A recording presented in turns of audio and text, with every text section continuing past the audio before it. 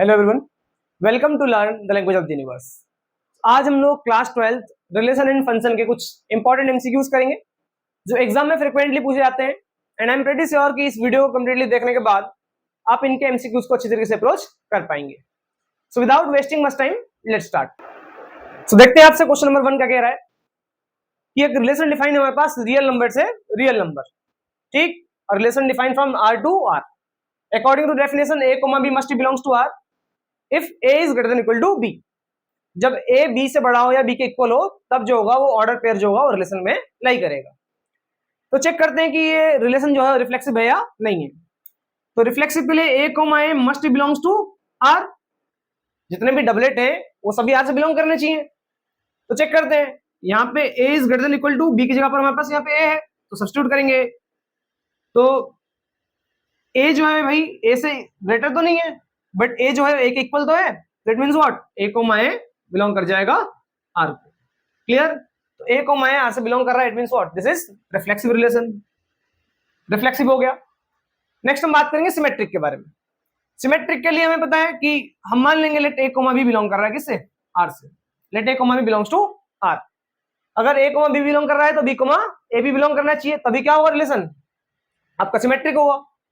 तो a comma b अगर r से बिलोंग कर रहा है तो यहाँ पे a is greater than equal to b होगा, ऑब्वियसली बात, अकॉर्डिंग टू रिलेशन। और नाउ अब b कॉमा a को बिलोंग करने के लिए रिलेशन से b का ग्रेटर होना पड़ेगा किससे, a से। b का a से या तो b जो है या a से ग्रेटर हो या तो इक्वल हो। बट हमने यहाँ देखा है a b से बड़ा है तो b a से बड़ा हो सकता है क्या, नहीं हो सकता। This means what, b comma a r से बिलोंग नहीं करेगा। So this is not symmetric, ठीक है। तो रिफ्लेक्सिव तो है लेकिन सिमेट्रिक नहीं है। और लास्ट देख लेते हैं ट्रांजिटिव है या नहीं है रिलेशन। तो ट्रांजिटिव के लिए अगर a कोमा b r से बिलोंग कर रहा है और b कोमा c अगर r से बिलोंग कर रहा है तो a कोमा c का r से बिलोंग करना जरूरी है। तो देखते हैं कि हमने मान लिया a कोमा b बिलोंग कर रहा है r से, तो it means what, a is greater than equal to b and b comma c belong कर रहा है r से, मान लो, तो यहाँ पे b is greater than equal to c। So a b से बड़ा है और b c से बड़ा है। तो अगर a b से बड़ा और b c से बड़ा है तो ऑब्वियसली बात है जो a होगा वो greater than equal to c होगा। So a is greater than equal to c। This means what, a c से बड़ा है तो it means what, b comma c sorry a comma c r से बिलोंग करेगा। तो अगर a कोमा c r से बिलोंग कर रहा है इसका मतलब है कि ये जो है ट्रांजिटिव रिलेशन है। तो अपना सेकंड ऑप्शन चेक करें, रिफ्लेक्सिव है, ट्रांजिटिव है but not symmetric. Clear? So moving to the next question, question number 2। Next question देखते हैं, question number 2। The maximum number of equivalence relation on the set है, A set हमारे पास है 1 2 3। इसमें maximum number of equivalence relation कितने होंगे? तो इस टाइप के क्वेश्चन सॉल्व करने के लिए हमारे पास एक शॉर्टकट ट्रिक है। हम यहाँ पे यूज करेंगे बेल्स ट्रायंगल का कॉन्सेप्ट, जो कि डिस्क्रीट मैथमेटिक्स का एक पार्ट है, आप हायर स्टडीज में पढ़ेंगे इसको, बट आप यहाँ पे यूजुअली अप्लाई कर दीजिए, आपका टाइम बचेगा। तो अगर आपको maximum number of equivalence relation निकालने के लिए बोल रहा है तो आप बेल्स ट्रायंगल बनाइए। बेल ट्रायंगल कैसे बनता है, पहला एलिमेंट 1 और उसके नीचे 1 के नीचे 1 लिख दीजिए। क्लियर? देन 1 + 1 2, देन इस 2 को इधर लिखिए, 2 + 1 3, 3 + 2 5। यहाँ पे आपके 3 एलिमेंट है, आप 3 रो तक जाइए, first row, second row and third row. Third row का जो लास्ट एलिमेंट होगा, लास्ट जो नंबर होगा, इतने ही आपके इक्विवेलेंस रिलेशन होंगे। तो यहाँ पे अगर 3 एलिमेंट है तो 3 रो आप बनाएंगे, तीसरे रो का जो लास्ट एलिमेंट होगा, लास्ट नंबर होगा, वही आपका क्या हो जाएगा, इक्विवेलेंस रिलेशन। तो इसमें कितने एलिमेंट है, 3 है, तो इसके 5 मैक्सिमम इक्विवेलेंस रिलेशन बनेंगे। कोई डाउट तो नहीं है? अगर यहाँ पे 4 एलिमेंट होता, लाइक 1 2 3 एंड 4, तो थोड़ा सा आगे बढ़ाओ, ये 3 रो है, 4th रो बना दो, 5 यहाँ लिखेंगे, 5 + 2 7, 7 + 3 10, 10 + 5 15। तो लास्ट एलिमेंट 15 है। तो 4 एलिमेंट में जो आपके maximum number of equivalence relation बनेगा वो कितना बनेगा, 15 बनेगा। तो इस तरीके से आप इस क्वेश्चन को अप्रोच कर पाएंगे। तो यहाँ पे 3 एलिमेंट थे 1 2 3, तो 5 आपका ऑप्शन करेक्ट है। Moving to the next question. So next question देखते हैं, question number 3। Consider a set this A जिसमें एलिमेंट है 1 2। तो ये कह रहा है कि आपसे जो आपका रिलेशन है वो सिमेट्रिक हो बट रिफ्लेक्सिव ना हो और ट्रांजिटिव ना हो। तो इनमें से कौन सा रिलेशन जो होगा वो सिमेट्रिक होगा बट रिफ्लेक्सिव नहीं होगा और ट्रांजिटिव नहीं होगा। तो यहाँ पर आपको दिख रहा है कि सिमेट्रिक होगा लेकिन रिफ्लेक्सिव नहीं होगा। तो 1 1 2 2 दोनों प्रेजेंट हो जाएंगे तो रिफ्लेक्सिव हो जाएगा। तो यहाँ पे 1,1 भी है, 2,2 भी है, तो रिफ्लेक्सिव हो गया, इसे एलिमिनेट कर देंगे। 5 सेट कुछ भी नहीं है, तो ये आपको पता है कि ये क्या होता है, इक्विवेलेंस रिलेशन होता है, इसे भी एलिमिनेट करेंगे। नेक्स्ट 1 2 है तो 2 1 होना चाहिए ना सिमेट्रिक के लिए, सिमेट्रिक है ही नहीं है फिर। तो लास्ट देखो डबलेट है नहीं इसमें, 1 1 2 2 नहीं है तो रिफ्लेक्सिव नहीं है। सिमेट्रिक है, चेक कर लो, 1 2 है तो 2 1 है, सिमेट्रिक हो गया। ठीक, ट्रांजिटिव देखो ए बी है बी सी है तो एसी का होना कंपलसरी है, तो 1,1 नहीं है इसमें तो ट्रांजिटिव भी नहीं है, तो सेटिस्फाई कर गया, ऑप्शन नंबर डी इसका आंसर हो गया। Moving to the next question. So देखते हैं क्वेश्चन नंबर 4 क्या कह रहा है आप लोगों से। Consider a set a relation R in the set A, 1 2 3 element है एट सेट ए में, और रिलेशन को इस तरीके से आपको दिया गया है। तो आपसे कह रहा है कि which of the order pair in R shall be remove to make it an equivalence relation in A. तो इनमें से कौन सा ऑर्डर पेयर हटाया जाए जिससे ये क्या बन जाए, हमारा इक्विवेलेंस रिलेशन बन जाए। तो यहाँ पे आपको दिख रहा है 1 1 2 2 3 3 होना चाहिए, ऑलरेडी है। अब देखो 1 2 है तो 2 1 होना चाहिए ना सिमेट्रिक के लिए, तभी तो इक्विवेलेंस होगा। तो 1 2 है तो 2 1 नहीं है, तो इसमें 1 2 को एलिमिनेट करना पड़ेगा, तो option number B correct. Clear. Moving to the next question, question number 5। इसमें एक सेट दे रखा है x such that x belongs to z and x जो एलिमेंट है वो 0 से बड़ा या 12 है 12 से छोटा है। तो मतलब ए सेट के जो एलिमेंट होंगे वो कितने हो जाएंगे हमारे पास, 0 1 2 3 and up to 12। Now relation में आपको वो ऑर्डर पेयर लेने हैं जिनका डिफरेंस का मॉड्यूलस क्या होना चाहिए, मल्टीपल ऑफ 4 होना चाहिए। नाउ इसमें इंटरेस्टिंग पार्ट ये है कि आपसे बोला गया है what is the equivalence class of 1, और जिनको इक्विवेलेंस क्लास नहीं पता उनके लिए मैंने एक सेपरेट वीडियो डाला है इक्विवेलेंस क्लास के ऊपर, वो उन्हें जाके देखें वहां पे, ठीक है। बाकी मैं रफली यहाँ बताया था इक्विवेलेंस क्लास होता क्या है। तो इक्विवेलेंस क्लास बेसिकली एक सेट है, जैसे यहाँ पे 4 ऑप्शन दिख रहा है आपको, चारों एक सेट है अपने आप में। तो इक्विवेलेंस क्लास एक सेट है जो किसी पर्टिकुलर नंबर से एसोसिएटेड होता है अंडर दिस रिलेशन आर। जैसे रिलेशन आर है तो दिख रहा है कोई 4 सेट है, तो इनके जितने भी एलिमेंट्स होंगे वो 1 से कुछ इस तरीके से एसोसिएटेड होंगे कि जो इसके आर के अंडर आ जाए, मतलब कि रिलेशन को सेटिस्फाई कर दे। तो अगर मैं यहाँ पे ए जो है इनके एलिमेंट्स मान लू 1 5 9, अब बी मान लू मैं 1, तो इसमें आपको दिख रहा है क्या कि अगर आप ए 1 मानो, बी आप 1 मान लो, ए जो एलिमेंट्स है वो 1 5 9 सेट के अंदर, या 0 1 2 5 सेट के एलिमेंट्स मान लेंगे। तो आप यहाँ देख रहे हैं कि जैसे ही मैं ए क्या रखूंगा 1 रखूंगा, और बी हमारा तो 1 ही है, equivalence class 1 - 1 0 and 0 is a multiple of 4। Now 5 - 1 is equal to 4 and 4 is a multiple of 4. Now next 9 - 1 that is equal to 8 and 8 also is a multiple of 4. तो आपको दिख रहा है कि ये जो सेट है इसके जितने भी एलिमेंट है वो 1 से एसोसिएटेड हो चुके हैं, मतलब इसका रिलेशन कुछ इस तरीके से उस 1 के साथ कि इनका डिफरेंस क्या आ गया, मल्टीपल ऑफ 4 के इक्वल आ गया। तो इट मींस व्हाट, इसका आंसर आपका हो जाएगा 159। इसमें आप चेक कर लीजिए, जैसे आप 2 सब्स्टिट्यूट करेंगे यहाँ पे 2 - 1, 2 - 1 क्या आएगा 1 1, 4 का मल्टीपल नहीं है। क्लियर। तो यहाँ पे जो आपका इक्विवेलेंस क्लास ऑफ 1 हो जाएगा वो कितना हो जाएगा 159। So moving to the next question, question number 6। Next question देखते हैं, क्वेश्चन नंबर आपका 6। क्वेश्चन नंबर 6 क्या कह रहा है, रिलेशन डिफाइन है under N to N, natural number से नेचुरल नंबर, और आपसे बोल रहा है कि which of the following is the reflexive relation, इनमें से कौन सा जो हो जाएगा आपका रिफ्लेक्सिव रिलेशन हो जाएगा।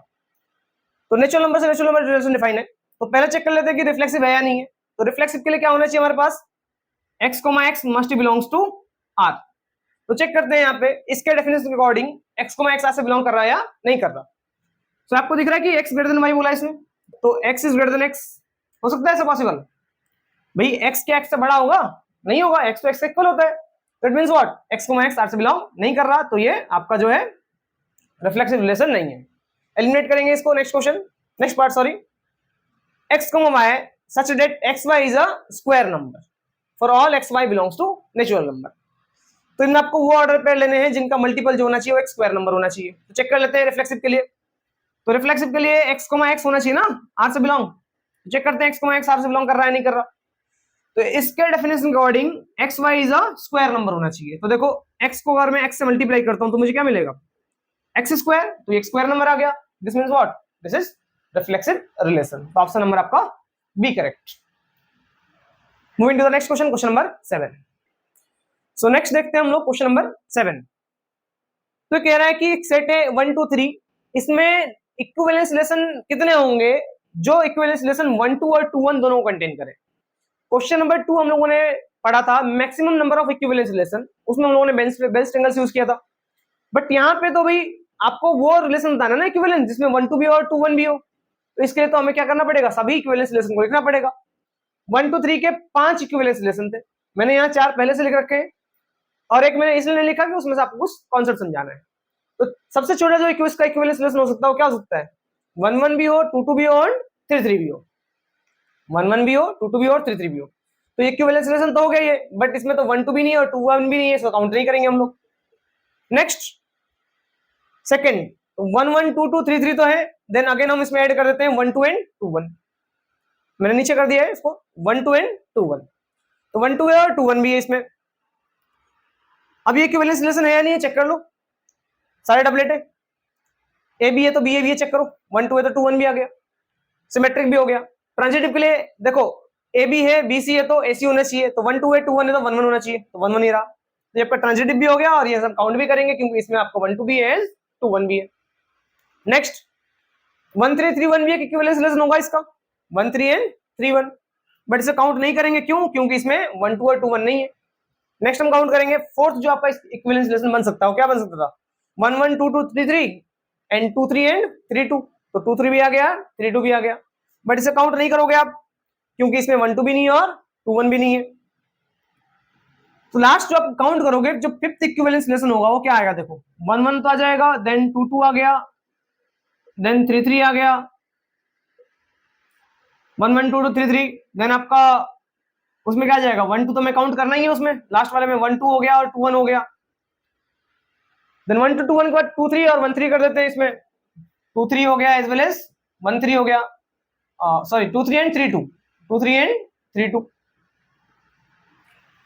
इसे अगर लिखेंगे तो देखो ट्रांजिटिव तो होगा नहीं, 1 2 2 1 तो है, अब देखो ट्रांजिटिव क्यों नहीं है, 1 2 है और 2 3 है, तो 1 2 है 2 3 है तो 1 3 का होना कंपलसरी है इसमें, तभी तो ये ट्रांजिटिव होगा, तो हमें यहाँ पे 1 3 भी लिखना पड़ेगा, तो इसमें हम लोग 1 3 ऐड करेंगे, और जैसे ही आप इसमें 1 3 ऐड करोगे सिमेट्रिक के लिए आपको 3 1 भी इसमें ऐड करना पड़ेगा भाई, तो 1 3 है तो आपने 3 1 लिख दिया, now this is what transitive, sorry हाँ ट्रांजिटिव रिलेशन, तो ये आपका इक्विवेलेंस रिलेशन आ गया।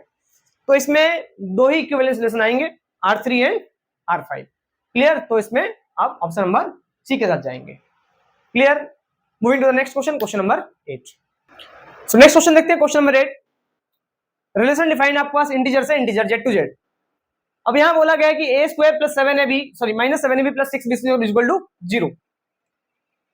अब बोल रहा है कि रिफ्लेक्सिव है, सिमेट्रिक भी है, ट्रांजिटिव है बट रिफ्लेक्सिव नहीं है एंड सो ऑन। तो चेक करते हैं सबसे पहले तो रिफ्लेक्सिव है या नहीं है। तो रिफ्लेक्सिव के लिए डबलेट प्रेजेंट होने चाहिए, it means a, a must belongs to r।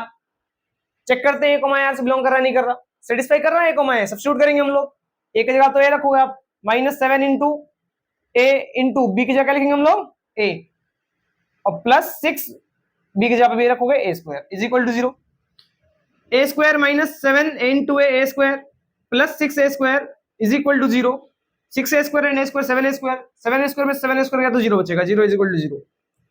So a, r से बिलोंग कर रहा है, क्योंकि सेटिस्फाई कर गया इस इक्वेशन को, तो इसका मतलब ये रिफ्लेक्सिव तो है। अगर रिफ्लेक्सिव है तो a ऑप्शन और b तो बोल रहा है कि रिफ्लेक्सिव है, बट a और d, b और c बोल रहा है कि रिफ्लेक्सिव नहीं है, तो इन दोनों को एलिमिनेट कर देंगे पहले तो। नेक्स्ट हमें चेक करना पड़ेगा सिमेट्रिक के बारे में, तो सिमेट्रिक है या नहीं चेक करते आ जाओ। सिमेट्रिक के लिए a, b r से बिलोंग करना चाहिए ना, सॉरी a, अगर b r से बिलोंग कर रहा है तो b, a b r से बिलोंग करना चाहिए। तो a, b r से बिलोंग कर रहा है तो मान लेते हैं कि let a, b belongs to r। अगर a, b r से बिलोंग कर रहा है इक्वेशन सेटिस्फाई करेगा, तो a square minus 7ab plus 6b square is equal to 0 होना चाहिए। अब इनके रूट्स निकाल लो मिड स्प्लिटिंग से, a square minus 6ab minus ab और plus 6b square is equal to 0। यहां से आप a, निकालेंगे तो बचेगा a माइनस 6b माइनस, यहां से आप b, निकालेंगे तो बचेगा a minus 6b is equal to 0। Then दोनों में से a माइनस 6b कॉमन निकालिए आप, क्या बचेगा a minus b is equal to 0। यहां से a is equal to 6b आया and a is equal to b आया, तो a is equal to b वाला कॉन्सेप्ट तो हम लोगों ने यहां पढ़ लिया है कि रिफ्लेक्सिव है, ये दोनों नंबर जब इक्वल होंगे तो वो तो रिफ्लेक्सिव वाला पार्ट हो गया, और वो रिफ्लेक्सिव तो है। और सिमेट्रिक के लिए क्या बोल रहा है, अगर यहाँ पे a कॉमा बी अगर आर से बिलोंग कर रहा है, इसका मतलब क्या है, a is equal to 6 B होगा, a जो होगा 6 टाइम्स ऑफ b होगा। अगर हमने माना है a कॉमा बी आर से बिलोंग कर रहा है तो ये कंडीशन होना चाहिए। तो अगर a कॉमा बी अगर आर से बिलोंग कर रहा है तो b कॉमा अगर a आर से बिलोंग कर गया तो वो सिमेट्रिक होगा। तो चेक करते हैं कि b कॉमा a आर से बिलोंग करेगा नहीं करेगा। तो b कॉमा a को r से बिलोंग करने के लिए b कॉमा a रखेंगे, यहाँ पे सब्स्टिट्यूट करेंगे, तो यहाँ से हमें मिलेगा b square minus 7ba plus 6a² is equal to 0। जहां b है वहां पे a रख दो, जहां a है वहां पे b रख दो। अब अगेन जब आप इसको मिडिल टर्म स्प्लिटिंग करेंगे तो यहाँ से आपको क्या मिलेगा, b is equal to 6a मिलेगा और b is equal to a मिलेगा। सेल्फ कर लेना इसको, तो b 6a के बराबर, b a के बराबर। तो यहां से हम चेक करेंगे b 6a के बराबर होना चाहिए, लेकिन हमने पहले यहाँ क्या, हमारे अकॉर्डिंग अगर b a comma b r से बिलोंग कर रहा है उसके अकॉर्डिंग तो a इज इक्वल टू 6 भी होना चाहिए, और इसके according b is equal to 6 है, जो कि पॉसिबल नहीं है। a अगर 6b के बराबर है तो क्या b 6a के बराबर हो सकता है, फिर अगेन नहीं हो सकता। इट मींस व्हाट, ये सिमेट्रिक नहीं है। सो नेक्स्ट क्वेश्चन देखते हैं, क्वेश्चन नंबर 9। एक सेट दे रखा है x, इसके एलिमेंट है 1 2 3 और रिलेशन है आपके पास 1 3 2 2 एंड 3 2, ये दे रखा है। इसमें बोला कि the minimum order pair which should be added in the relation R to make it reflexive and symmetric। तो इसको रिफ्लेक्सिव भी बनाना है, सिमेट्रिक भी बनाना है, तो इसमें कुछ ऑर्डर पेयर मिसिंग है, तो वो मिसिंग ऑर्डर पेयर्स कौन से हैं और कौन से ऑर्डर पेयर्स हमें इसमें ऐड करना चाहिए। तो रिफ्लेक्सिव के लिए भैया हमारे पास 1 1 भी होना चाहिए, 2 2 भी होना चाहिए और 3 3 भी होना चाहिए। तो 1 1 और 3 3 तो है नहीं, इसमें 2 2 है, तो 1 1 और 3 3 जिसमें होगा उसे देखो, इसमें 1 1 है 3 3 तो है नहीं, एलिमिनेट। 3 3 है 1 1 नहीं है, एलिमिनेट। 1 1 3 3 इसमें भी है और 3 3 1 1 इसमें भी है। अब आगे चेक करते हैं, रिफ्लेक्सिव के बाद इसमें बोला सिमेट्रिक भी होना चाहिए। सिमेट्रिक में अगर 1 3 है तो 3 1 होना चाहिए, तो 3 1 इसमें भी है और 3 1 इसमें भी है। आगे बढ़ेंगे, 3 2 है तो 2 3 भी होना चाहिए, तो 2 3 इसमें है 2 3 इसमें नहीं है, तो option number C correct. Clear. Moving to the next question, question number 10। So next देखते हैं क्वेश्चन नंबर 10 हमसे क्या कह रहा है कि relation define x, y such that xy belongs to z and x square plus y square is less than equal to 4। अब जो रिलेशन है वो इंटीजर टू इंटीजर डिफाइन है और हमसे पूछ रहा है कि डोमेन क्या होना चाहिए इसका। यहाँ पे हम लोग डोमेन क्या सब्स्टिट्यूट करें, तो देखो अगर मैं x को 0 सब्स्टिट्यूट करता हूं तो मेरे पास कॉरेस्पॉन्डिंग में y क्या मिल सकता है, चेक करते हैं। आ जाओ, अगर मैं x 0 सब्स्टिट्यूट करूंगा, 0 square plus y square is less than equal to 4, तो y square is less than equal to 4, y is less than equal to plus minus square root of 4, so y is less than equal to plus minus 2।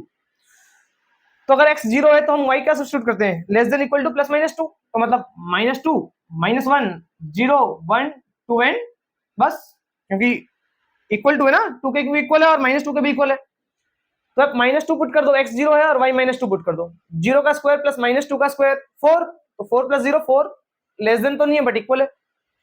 x 0 put करोगे तो y corresponding क्या मिलेगा आपको, -1, तो 0 का square plus -1 का square 1 आएगा, 1 is less than equal to 4। तो इस तरह से आप जब चेक करोगे तो इसको सेटिस्फाई कर जाएंगे सारे, इसका मतलब इसका जो डोमेन होगा वो क्या हो जाएगा, option number B, -2 -1 0 1 and 2। Moving to next question, question number 11। So question number 11 क्या कह रहा है आपसे, order of A is equal to M है, order of B is equal to N है, मतलब एम ए में जो है m एलिमेंट्स है और b में जो है वो n एलिमेंट्स है। तो total number of relation b से लेके a में कितना होगा, b टू a में टोटल नंबर ऑफ रिलेशन कितने बन सकते हैं। तो उसके लिए हमारे पास फॉर्मूला है, total number of relation from set 1 to set 2 is equal to 2 to the power mn, मतलब m पहले वाले सेट में कितना एलिमेंट है इनटू b, n दूसरे वाले सेट में कितना एलिमेंट है, तो 2 पावर mn हो जाएगा इसमें टोटल नंबर ऑफ रिलेशन। ये डायरेक्टली एक फॉर्मूला था, तो ऑप्शन नंबर ए करेक्ट है। सो क्वेश्चन नंबर 12 आपसे क्या कह रहा है कि एक रिलेशन डिफाइन है real number two real number, clear है। तो real number two real number relation define है, तो उसमें वो ऑर्डर पेयर आपको लेना है जिनको इस पे सब्स्टिट्यूट करें और रिजल्टेंट क्या मिले आपको, इरेशनल नंबर मिल जाए। तो हम चेक करते हैं रिफ्लेक्सिव है, सिमेट्रिक है, ट्रांजिटिव है, नन ऑफ दीज है। तो रिफ्लेक्सिव के लिए आपको क्या होना चाहिए कि a, a must be belongs to r। अगर a, a r से बिलोंग कर गया तो ये रिफ्लेक्सिव हो जाएगा, और जैसे ही आप a, a यहां सब्स्टिट्यूट करोगे तो xa माइनस y भी a और प्लस √2, तो a से तो a कैंसिल आउट हो गया, अभी क्या बचा हमारे पास √2, और √2 क्या है हमारे पास, इरेशनल नंबर है, तो ये क्या हुआ आपका रिफ्लेक्सिव हो गया, तो ऑप्शन नंबर ए करेक्ट है, बाकी कैंसिल। एक बार फिर भी आपको सिमेट्रिक का बताता हूँ और सिमिलरली ट्रांजिटिव का कर लेना। सिमेट्रिक में अगर एग्जांपल ले लूं मैं भाई, देखो सिमेट्रिक चेक कर लेते हैं, हमारा क्वेश्चन तो ये खत्म हो गया सॉल्यूशन। सिमेट्रिक के लिए आप चेक कर लो, अगर मैं √2, लेता हूं, लेट √2, 2 बिलोंग्स टू आर। तो अगर √2, 2 अगर आर से बिलोंग कर रहा है तो 2, √2 भी आर से बिलोंग करना चाहिए। तो देखो √2, 2 आर से बिलोंग कर रहा नहीं कर रहा, सब्स्टिट्यूट करो। √2 - 2 प्लस √2, √2 कितना हो गया, 2 √2 - 2, और ये क्या आपका इरेशनल नंबर है। और लेकिन जैसे ही आप 2, √2 सब्स्टिट्यूट करोगे तो होगा क्या, देखो 2, √2 अगर इसमें सब्स्टिट्यूट करोगे आप तो ये हो जाएगा 2 - √2 और प्लस √2, √2 से √2 कट गया, क्या मिला हमारे पास, 2 मिला, और 2 क्या है हमारे पास, रेशनल नंबर है ना भाई, तो इसलिए सिमेट्रिक नहीं होगा। तो आपको तो चेक कर लिया आपने कि रिफ्लेक्सिव है, तो बाकी सब नहीं होंगे। क्लियर, तो option number A is correct. So next question देखते हैं, क्वेश्चन नंबर 13। आपको एक फंक्शन आपको चेक करना है, ए और बी दो सेट दे रखे हैं, ए आपको 1 2 3 है और बी में है आपका 2 3 4। तो आपसे बोला है कि इनमें से कौन सा फंक्शन होगा ए टू बी फंक्शन इनमें से कौन सा होगा चारों में से। तो फंक्शन क्या होते हैं भाई, जिनका जो हर एक एलिमेंट का इमेज बने और सबका यूनिक इमेज मिलेगा, तो उसे हम फंक्शन कहेंगे। तो आपको दिख रहा है कि 1 का 2 भी इमेज मिल रहा है, 1 का 3 भी इमेज मिल रहा है, 1 के 2 इमेज मिल गए ना, ये फंक्शन नहीं होगा, एलिमिनेट कर दो। 1 का 3, 2 का 4, 1 का 3 हो गया, 2 का 4 हो गया, और 3 बच गया। हर एक एलिमेंट का इमेज होना चाहिए, तो 3 का भी इमेज होना चाहिए, 3 का इमेज नहीं है, तो बी ऑप्शन काट दो। यहां पर दिख रहा है 1 का 3 मिल रहा है, 1 का 3, 2 का 3, 2 का 3 मिल रहा है, एंड 3 का 3 मिल रहा है, 3 का 3 मिल रहा है। तो आपको दिख रहा है हर एक एलिमेंट का इमेज मिल रहा है और सबका यूनिक इमेज मिल रहा है। यूनिक इमेज का मतलब कि किसी एक के दो इमेज नहीं होने चाहिए, या दो से ज्यादा इमेज नहीं, एक से ज्यादा इमेज नहीं होनी चाहिए। लेकिन किसी दो या दो 3 एलिमेंट्स का एक इमेज मिलेगा तो चलेगा, वो फंक्शन होता है, बट ये वन फंक्शन नहीं होगा, तो ये आपका फंक्शन है। तो ये आपका ऑप्शन नंबर सी करेक्ट है। और आपको दिख भी रहा है लास्ट में 3 के 2 इमेज मिल रहे हैं आपको, 3 का 4 ही मिल रहा है और 3 का 2 ही मिल रहा है, तो ये ऑप्शन भी डिलीटेड। सो ये आपका फंक्शन हो गया। Moving to next question, question number 14। So question number 14 देखते हैं आपसे क्या कह रहा है। एल जो है वो set of all straight lines in a plane, ये आपका बोर्ड एक प्लेन हो गया, एक्स वाई प्लेन, तो इसमें जितने भी स्ट्रेट लाइन है वो उसको रिप्रेजेंट कर रहा है एल सेट। और इसने बोला है कि आपको वो ऑर्डर पेयर लेना है, ठीक वो ऑर्डर पेयर आर से बिलोंग करेगा जो दो लाइन आपस में क्या हो, एक दूसरे के परपेंडिकुलर हो, मतलब L is should be perpendicular to M या M should be perpendicular to L, तो वही आपको क्या हो जाएगा, आर से बिलोंग करेगा। चेक कर लेते हैं रिफ्लेक्सिव है या नहीं है। रिफ्लेक्सिव के लिए ए मस्ट बिलोंग्स टू आर होना चाहिए, है कि नहीं। तो चेक कर लेते हैं, ए बोल दें, एल बोल दें। दोनों लाइन सेम है, अगर दो लाइन सेम है तो वो कोइंसिडेंट लाइन होगा, मतलब कि एक लाइन के ऊपर दूसरा लाइन होगा, है कि नहीं। तो अगर ये दो लाइन सेम है तो क्या ये एक दूसरे के परपेंडिकुलर हो सकते हैं, नहीं, ये तो कोइंसिडेंट लाइन होते हैं, तो इसका मतलब क्या है, ये रिफ्लेक्सिव नहीं है। नेक्स्ट बात करते हैं सिमेट्रिक है या नहीं है। तो L M belongs to R मान लेते हैं, let L M belongs to R. अगर L M belongs to R है, इसका मतलब क्या है, L is perpendicular to M है। अगर एल एम के परपेंडिकुलर है तो ऑब्वियसली बात है एम भी किससे परपेंडिकुलर होगा अभी, एल के, और एम अगर परपेंडिकुलर है एल के तो एम एल किससे बिलोंग करेगा, आर से बिलोंग करेगा। भाई अगर एल एम के परपेंडिकुलर है तो ऑब्वियसली बात है ना कि एम भी एल के परपेंडिकुलर होगा, तो इसका मतलब क्या है बेटा, सिमेट्रिक है। तो option number B correct. Moving to the question number 15। So question number 15 देखते हैं हमसे क्या कह रहा है। फंक्शन डिफाइन है A to B such that F of X is equal to X square, और ए में एलिमेंट हमारे पास 1 -1 2 एंड 3, और बी में एलिमेंट हमारे पास 1 4 9 एंड 16। अभी कह रहा है आपसे ऑन टू फंक्शन है, 1 1 है, ऑन टू है, या दोनों नहीं है, या फिर एक है और एक नहीं है। तो चेक करते हैं पहले तो 1 1 फंक्शन है या नहीं है। आप 1 सब्स्टिट्यूट कर रहे हो बेटा तो आपको इमेज 1 मिल रहा है, -1 है सब्स्टिट्यूट करोगे तो -1 का स्क्वायर 1 मिलेगा, तो -1 का इमेज आपको 1 मिला। 2 सब्स्टिट्यूट करोगे तो इमेज आपको 4 मिलेगा, देन 3 करोगे तो आपको 9 मिलेगा। तो ये 1 1 फंक्शन तो है नहीं, क्योंकि आपको दिख रहा है 1 और -1 दो एलिमेंट का एक इमेज आ गया, तो 1 1 फंक्शन तो है नहीं। देखो फंक्शन तो है क्योंकि सबका इमेज बन रहा है और सबका यूनिक इमेज बन रहा है, ये 1 1 फंक्शन नहीं है।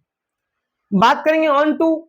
ऑन टू में क्या होता है, जो कोडोमेन में एलिमेंट्स हैं उन सभी का जो होना चाहिए प्री इमेज एग्जिस्ट करना चाहिए, और 16 का जो है प्री इमेज एग्जिस्ट नहीं कर रहा, तो इट मींस क्या है, ये ऑन टू भी नहीं है, तो option is what, D, neither 1 1 and nor onto. Moving to the next question, question number 16। So question number 16 आपसे क्या कह रहा है, एक फंक्शन डिफाइन है रियल नंबर से रियल नंबर, और फंक्शन दे रखा है आपको 4 + 3 cos x। अब आपसे बोल रहा है कि बाइजेक्टिव है, 1 1 है, ऑन टू है, सब चेक करना है आपको। तो अगर फंक्शन रियल नंबर से रियल नंबर डिफाइन है, देखो कॉस अगर ग्राफ आपको याद हो, कॉस का ग्राफ, तो कॉस का जो कर्व है वो ये था आपका, कॉस 0 पे 0 होगा, कॉस 0 पे 1 होगा, सॉरी, कॉस 90 पे हो जाएगा 0, देन 180 -1 एंड 3 पे 2 270 0 एंड 2 पाई, 2 पाई पे क्या मिलेगा आपको, वापस 1 मिल जाएगा। तो आपको cos 0 और cos 2 पाई दोनों की वैल्यू कितनी है हमारे पास, 1 है। तो जैसे ही आप यहाँ 0 सब्स्टिट्यूट करोगे f ऑफ 0, तो जैसे आप x 0 पुट करोगे तो cos 0 हो गया 1, 3 1 3, 3 + 4 7, तो 0 पे आपको इमेज क्या मिलेगा, 7 मिलेगा। और जैसे यहाँ पे x आप 2 पाई पुट कर दो, 2 पाई पे भी क्या मिलेगा आपको कॉरस्पॉन्डिंग में 1 मिलेगा। जैसे आप 2 पाई सब्स्टिट्यूट करोगे तो 4 + 3 cos पाई, मतलब 3 cos 2 पाई, 3 cos 2 पाई है तो cos 2 पाई 1, 1 + 3 3, सॉरी 1 × 3 3, 3 + 4 7, तो 2 पाई पे भी आपको क्या इमेज मिलेगा भाई, 7 मिलेगा। तो आपको दिख रहा है दो एंगल्स हैं, उनके कॉरस्पॉन्डिंग जो f ऑफ x की वैल्यू है वो 7 आ रहा है। तो इसका मतलब ये 1 1 फंक्शन तो है नहीं, कि दो का एक ही इमेज मिल रहा है, तो 1 1 फंक्शन तो ये होगा नहीं, तो 1 1 तो है नहीं। अब चेक करते हैं ऑन टू फंक्शन है या नहीं है। तो अगर ऑन टू फंक्शन चेक करना है आपको, तो एक काम करते हैं, आपको ये पता है कि जो cos x है वो उसका जो मैक्सिमम वैल्यू है वो कितना है, जो आपका रेंज है cos का, मैक्सिमम वैल्यू आपका 1 है और मिनिमम क्या है -1। तो cos का जो मैक्सिमम वैल्यू है 1 है और मिनिमम वैल्यू -1 है। तो 3 cos x चाहिए हमको, तो 3 से दोनों तरफ मल्टीप्लाई करते हैं, तो ये -3 <= 3 cos x <= 3। Now 4 + 3 cos x चाहिए, तो आप 4 ऐड कर दो, तो -3 + 4 इज <= 4 + 3 cos x <= 4 + 3। तो ये आपका हो जाएगा 1 > ये आपका हो जाएगा 4 + 3 cos x और <= 7। तो आपको दिख रहा है कि 4 + 3 cos x का जो आंसर आएगा वो 1 से 7 तक ही वेरी करेगा। मतलब जो इमेजेस होगा, इस पूरे का जो इमेज होगा, सेट ऑफ इमेजेस, वो क्या हो सकता है 1 to 7, मतलब इसका जो रेंज है वो 1 to 7 ही आएगा। ठीक, 1, 7, ये आपका रेंज आ गया। अब ऑन टू क्या होता है भाई, अगर फंक्शन रियल नंबर से रियल नंबर डिफाइन है, तो रियल नंबर में तो बाकी एलिमेंट्स भी हैं, बाकी एलिमेंट्स के लिए प्री इमेज एग्जिस्ट कर ही नहीं रहा, प्री इमेज सिर्फ और सिर्फ 1 to 7 के लिए एग्जिस्ट कर रहा है। तो जैसे कि आपके पास 8 है, यहाँ पे 9 है, इनके प्री इमेजेस एग्जिस्ट नहीं कर रहे, तो इसका मतलब क्या है, फंक्शन ऑन टू नहीं है। तो neither 1 1 and nor onto, option number D correct. Moving to the next question, question number 17। So question number 17 देखते हैं हमसे क्या कह रहा है। फंक्शन डिफाइन है a to b, a ये दे रखा है, b दे रखा है, तो इसमें बोल रहा है कि 1 1 फंक्शन कितने होंगे from a to b 1 1 function कितने होंगे। तो उसके लिए हमारे पास एक फॉर्मूला है, हम मान लेते हैं कि n में m एलिमेंट्स है और b में जो है n एलिमेंट्स है। तो नंबर ऑफ 1 1 फंक्शन के लिए हमें चेक करना है भी npm when n is greater than equal to m और 0 when n is less than m। तो नंबर ऑफ एलिमेंट यहाँ आपको दिख रहा है, m जो है, a में कितने एलिमेंट है 5 है, तो m हो गया 5 हमारा। अब b में आपका 2 एलिमेंट्स है, n हो गया आपका 2, और यहाँ आपको दिख रहा है n जो है वो m से छोटा है। अगर n m से छोटा होगा तो उसमें 1 1 फंक्शन कितने होंगे भाई, 0 होंगे, तो इसका ऑप्शन नंबर डी 0। और देखो आप यहाँ पे भी चेक कर लो कि 1 का जो इमेज होगा वो a मिल गया मान लेते हैं, और 2 का इमेज b मिल गया। अब इसके बाद जो एलिमेंट बने, जो इसके बाद जो एलिमेंट है उनका इमेज भी क्या होगा, a और b में से ही कुछ होगा। 3 का मान लेते हैं a, 4 का b एंड 5 का a है। तो आपको दिख रहा है कि मल्टीपल एलिमेंट्स के इमेज एक ही मिल रहा है आपको, तो वैसे भी आपको 1 फंक्शन नहीं होगा। तो 1 1 फंक्शन के लिए आपको एक कंडीशन है कि जो अब और function a to b define है, तो जो a में एलिमेंट होना चाहिए, नंबर ऑफ एलिमेंट्स, वो या तो b के बराबर हो या तो b से कम एलिमेंट हो। ठीक, तो मतलब number of elements in b should be greater than और equal to number of elements in a, तभी आपको 1 1 फंक्शन डिफाइन होगा, अदरवाइज 1 1 फंक्शन कितना हो जाएगा भाई, 0 हो जाएगा। So moving to the next question, question number 18। So question number 18 देखते हैं क्या कह रहा है आपसे। फंक्शन डिफाइन है n to x, n natural number है हमारा, और x जो है वो सेट दे रखा है, x जो x है x स्क्वायर के इक्वल है, such that x belongs to natural number. तो फंक्शन है f of x equal to X square, आपसे बोल रहा है कि इंजेक्टिव है, नॉट बाइजेक्टिव है, सब्जेक्टिव है या फिर बाइजेक्टिव हो। तो चेक करते हैं आज कि जो x सेट होगा वो क्या होगा। बेसिकली जैसे आप x नेचुरल नंबर से बिलोंग कर रहे हैं ना, 1 रखोगे तो 1 का स्क्वायर 1, 2 पे 4, 3 पे 9, 4 पे 16, 25 एंड सो ऑन। जितने भी स्क्वायर नंबर आएंगे वो एक्स सेट में आएंगे, और जो दूसरा सेट आपका फंक्शन जो है नेचुरल नंबर से एक्स सेट पे डिफाइन है, तो नेचुरल नंबर आपका इधर नेचुरल नंबर क्या होगा 1 2 3 4 5 6 एंड अप टू इंफिनिटी। तो चेक करते हैं वन फंक्शन है या नहीं है। तो फंक्शन का डेफिनेशन हमारे पास F of X is equal to X square. 1 put करेंगे 1 का स्क्वायर 1, 2 पुट करेंगे 4, 3 पुट करेंगे 9, 4 सब्स्टिट्यूट करेंगे 16, 5 सब्स्टिट्यूट करोगे 5 का स्क्वायर 25, 6 पे 36 आ जाएगा और ये चलता चला जाएगा। तो आपको दिख रहा है कि हर एक एलिमेंट का इमेज मिल रहा है आपको, हर एक एलिमेंट का इमेज मिलेगा नहीं मिलेगा, सबका इमेज मिलेगा और सबका यूनिक इमेज है। यूनिक इमेज के साथ साथ दिख रहा है आपको किसी दो का एक इमेज नहीं है, तो ये फंक्शन आपको 1 1 भी हुआ और साथ में 1 2 भी होगा। 1 2 क्यों होगा? क्योंकि दूसरे वाले सेट में जितने भी नंबर है वो सारे स्क्वायर नंबर है और उन सबके लिए प्री इमेज एग्जिस्ट कर रहा है, तो इसका मतलब कि फंक्शन आपका 1 1 भी है और 1 2 भी है, इट मींस फंक्शन बाइजेक्टिव है। Option number D correct. Moving to the next question, question number 19। So next question, question number 19 आपसे क्या कह रहा है कि फंक्शन डिफाइन है रियल नंबर से real number. Function real number से रियल नंबर डिफाइन है और फंक्शन में रखा है f of x equal to 2 plus X square. तो आपसे बोल रहा है 1 1 1 2 सब चेक करना है। तो भाई फंक्शन अगर रियल नंबर से रियल नंबर डिफाइन है तो आपको दिख रहा है कि जैसे आप 1 सब्स्टिट्यूट करोगे तो 1 सब्स्टिट्यूट करो तो 1 रखने पे क्या मिलेगा आपको 2 प्लस 1 का स्क्वायर 1 3 मिल जाएगा। -1 रख के देखेंगे, -1 का स्क्वायर 1 1 प्लस 2 3, तो -1 और 1 दोनों का इमेज सेम मिल गया। सो 1 1 फंक्शन तो है नहीं है, दो का अगर एक इमेज आ रहा है तो फंक्शन 1 1 तो हो ही नहीं सकता भाई, तो 1 1 तो नहीं है। अब ऑन को चेक कर लेते हैं भाई। देखो अगर रियल नंबर से रियल नंबर फंक्शन डिफाइन है, माइनस निगेटिव वाले जितने भी होंगे क्या बोलते हैं कोडोमेन सेट में एलिमेंट्स, उनका प्री इमेज तो एग्जिस्ट करेगा ही नहीं। जैसे -6 किसी का आंसर आ ही नहीं सकता।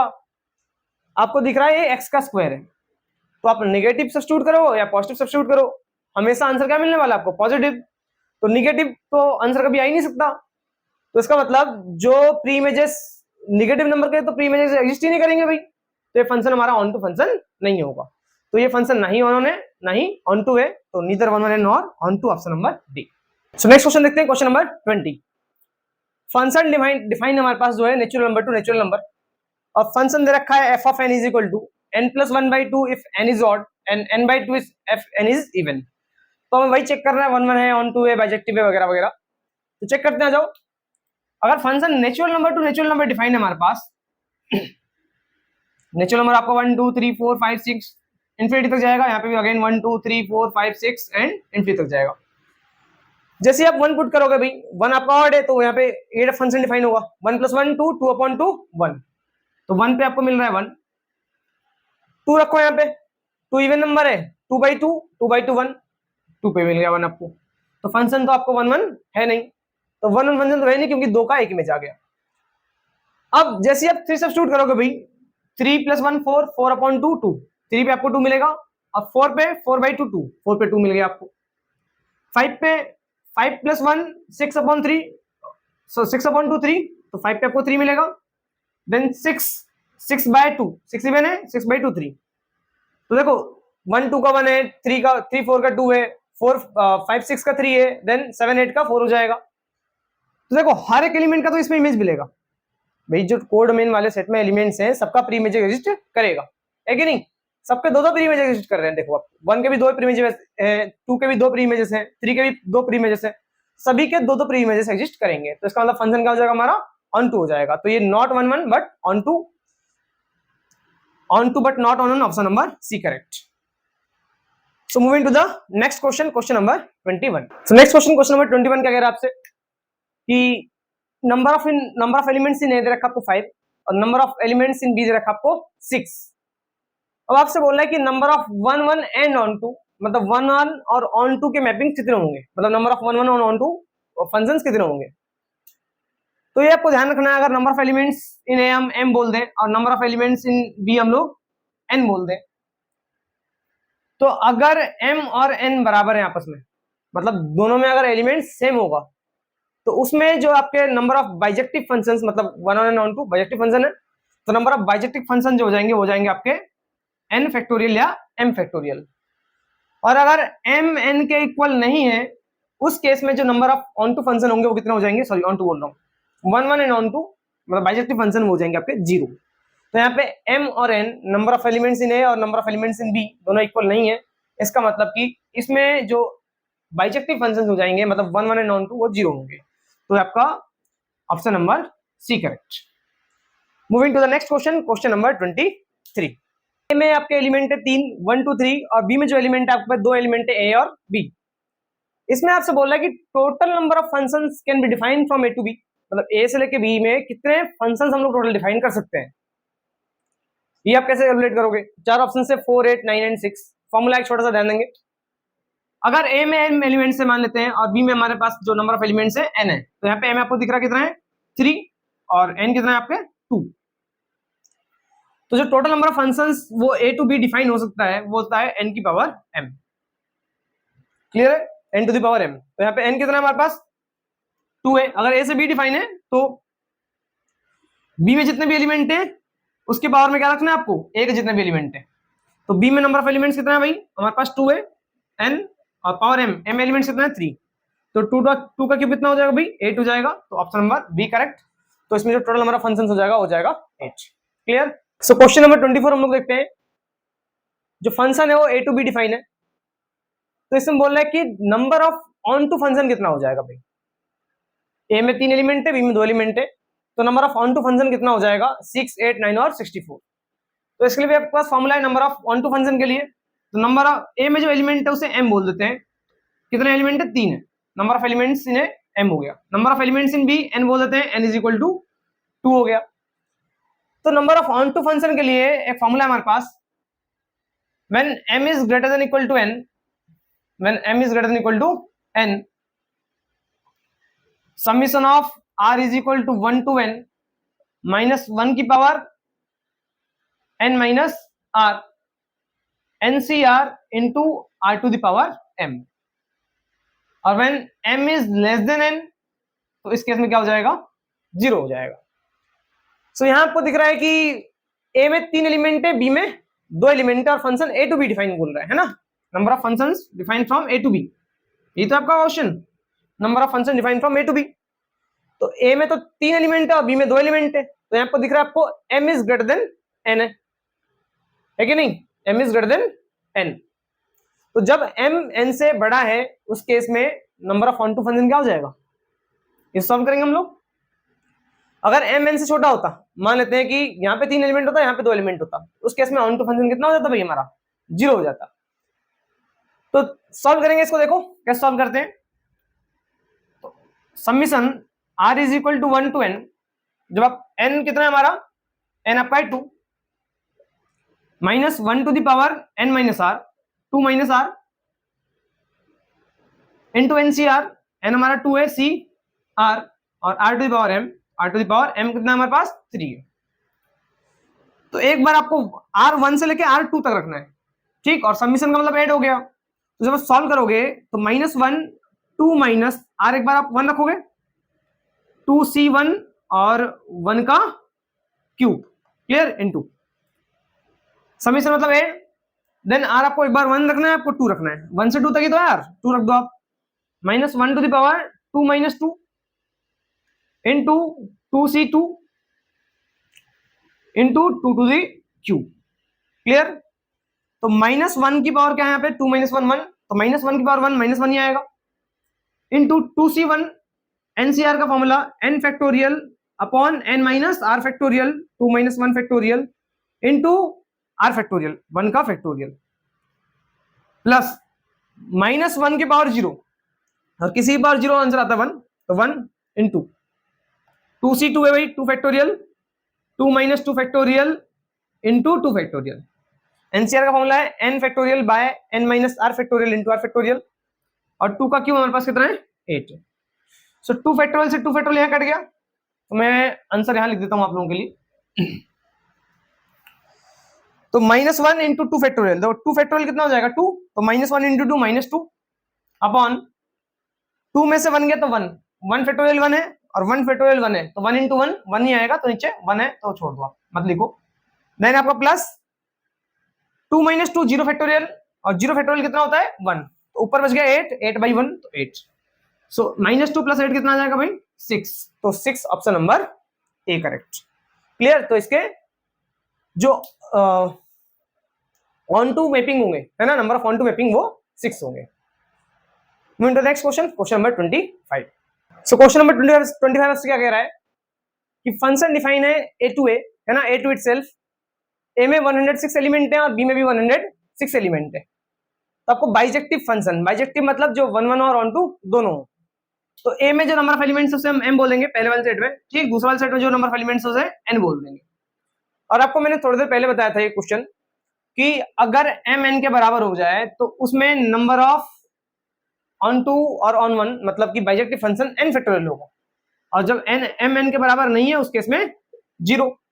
तो यहाँ दिख रहा है आपको एम और एन दोनों बराबर है आपस में, नंबर ऑफ एलिमेंट्स इन ए और बी, ए और ए। तो इसका मतलब कि जो इसका बाइजेक्टिव फंक्शन होगा, नंबर ऑफ बाइजेक्टिव फंक्शन हो जाएगा, वो क्या हो जाएगा 106 का एन फैक्टोरियल, है ना, 106 का फैक्टोरियल। तो option number C correct. Moving to the next question number 26।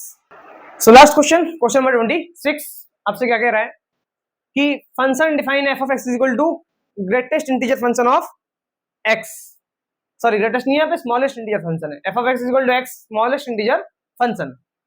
तो बोल रहा है 1 1 मेनी 1 बोथ एंड बी और नन ऑफ दीज होगा, ठीक। तो फंक्शन आपको अगर गिवन नहीं है कहां से कहां डिफाइन है, तो हमेशा याद रखना है कि फंक्शन जो होता है आर टू आर डिफाइन होगा। तो स्मॉलेस्ट इंटीजर फंक्शन है भाई, तो अगर रियल नंबर से रियल नंबर फंक्शन डिफाइन है और आप एफ ऑफ 0.5 रखोगे तो क्या मिलेगा आपको 0.5, स्मॉलेस्ट इंटीजर फंक्शन है तो 1 मिलेगा। एफ ऑफ 0.6 रखोगे तो 0.6 से स्मॉलेस्ट इंटीजर फंक्शन 0.6 पे क्या देगा भाई 1 देगा। तो आपको दिख रहा है कि 0.5 और 0.6 दोनों पे आपको इमेजेस क्या मिल रहा है भाई 1 मिल रहा है, तो ये आपका 1 1 फंक्शन तो नहीं है।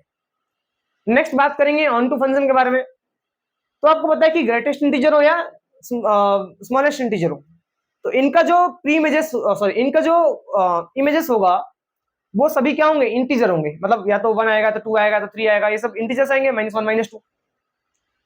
डेसिमल्स कभी इनके प्री इमेजेस डेसिमल्स के प्री इमेजेस एग्जिस्ट ही नहीं करेंगे, मतलब ऐसा कोई नंबर नहीं है यहाँ पे सब्स्टिट्यूट करो और आपको 0.5 इमेज में मिल जाए, है कि नहीं। जितने भी इंटीजर है सिर्फ वही किसी ना किसी के इमेजेस होंगे, मतलब वही किसी ना किसी के प्री इमेजेस होंगे, और जो नॉन इंटीजर नंबर्स हैं तो वो उनके प्री इमेजेस एग्जिस्ट नहीं करेंगे। तो इसका मतलब क्या है, ये फंक्शन ऑन टू भी नहीं है, तो फंक्शन ना ही 1 1 है ना ही ऑन टू है।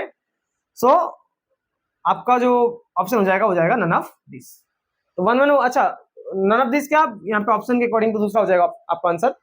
तो फंक्शन तो आपको 1 1 है, 1 1 तो नहीं है, तो 1 1 नहीं है तो क्या है आपका मेनी 1 है, तो मेनी 1 पे टिक लगाओ, क्योंकि ऑन टू के बारे में पूछा ही नहीं है आपसे यहाँ पे, तो 1 1 नहीं है तो मेनी 1 होगा, तो option number B is correct. Clear. So जाते जाते आपके लिए एक छोटा सा क्वेश्चन और इसका आंसर आप लोग अपने कमेंट बॉक्स में बताएंगे, ठीक है।